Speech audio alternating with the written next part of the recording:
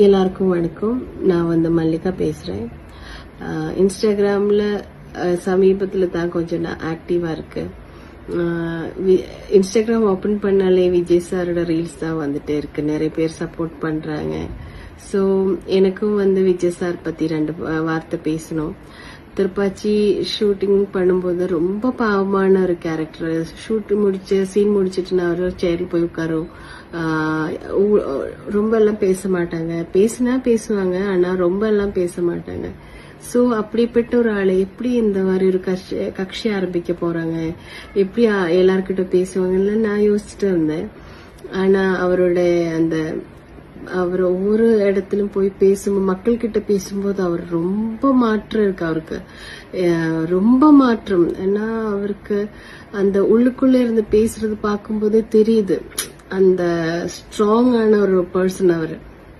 So அந்த மாதிரி பேசுறது பார்க்கும்போது எனக்கு ரொம்ப சந்தோஷமா இருக்கு. எனக்கு ஒரே ஒரு விஷயம் தான் சொல்றேன். எனக்கு மக்கள் கிட்ட விஜய் சார் மக்கள் முன்னாடி கண்டிப்பா நடிக்க மாட்டாங்க.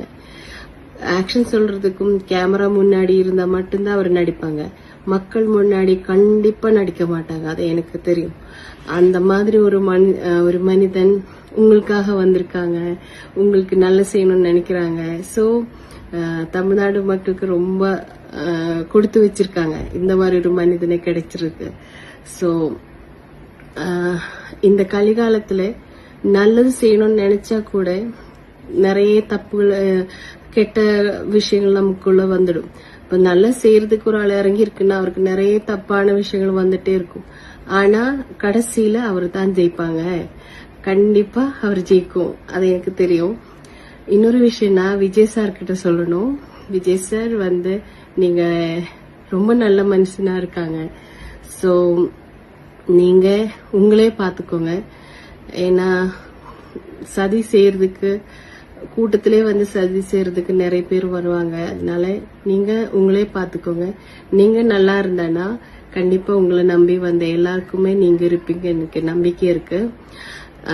சோ உங்களுக்கு ஆரோக்கிய ஆயுசும் கிடைக்கிறதுக்கு நான் பகவான் கிட்ட வேண்டிக்கிறேன்.